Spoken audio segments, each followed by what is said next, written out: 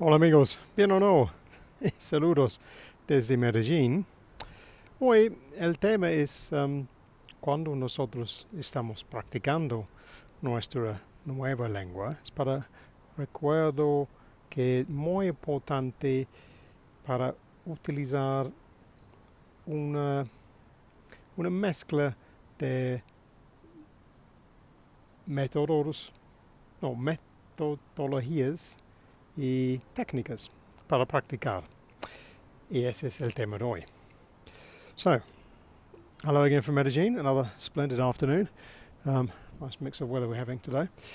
So, the theme of today is to remember when we're practicing our new language, is to remember the need to use a mixture of methodologies, if I can say that.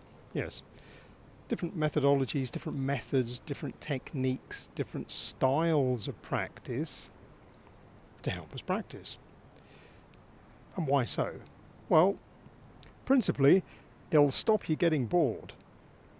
Because if all we're doing at the same time is practicing, let's say, like flashcard learning for vocabulary, or you're just only listening to podcasts, or you're only reading it from the book, in the end, even if you don't think you are, you're getting bored.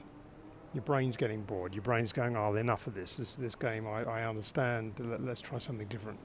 So by testing it a little bit, doing something a bit different, changing the way you're practicing, this is much the same as taking the language out into the real world and speaking with new people where you can't predict what they're going to say.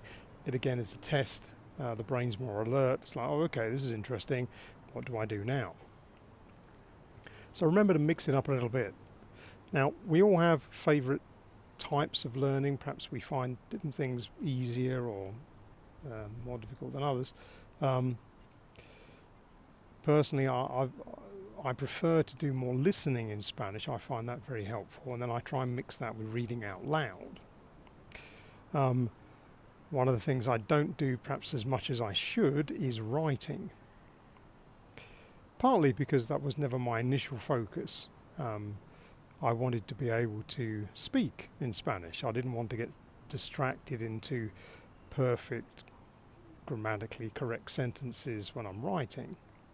I wasn't expecting to use my new language for studying, for instance. Now, obviously, if you're going to go off and study at university in your new language, you might have to change your focus a bit because you're going to get tested on how good is your spelling or your writing, perhaps more than you would do on your conversational skills. I wanted to focus on the conversation stuff first, so I changed that slightly. But just as an aside, you're probably quite aware, I'm sure, of the Duolingo app, which is one of many which help you practice your kind of quizzes in Spanish. I use that one during one of my odd tea breaks during the day because it only takes about 5 minutes. And the real reason I use that is because most of the quizzes require me to write my answers. I have to type them. So that helps remind me how to spell some of these words. Because it's quite strict. If you misspell it or you miss the accent, it blinks at you and says, no, that's wrong. So I use that to try and make sure I'm doing some practice in writing, although that's not really my focus at the moment. Otherwise, I'd have to think differently about that in terms of what I want to be practicing. But have a think about that. Different things you're doing. You don't have to change, obviously, the content. It's just the style of practice. Maybe you're not doing enough speaking. Maybe that's something you should consider doing a bit more of. Find someone else to practice the speaking with, have more conversations. Or perhaps you have plenty of practice at that, but you're not doing enough reading or listening to widen your vocabulary. Maybe that's a weak spot. So different things to think about how you approach it. But mix it up now and again. Pick a new thing to practice. Because if nothing else, it'll keep you interested.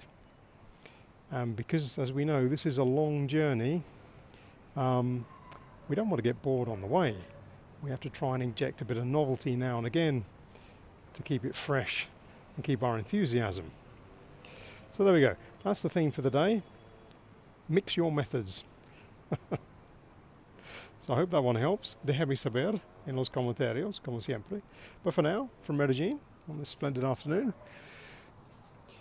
we'll say cheerio.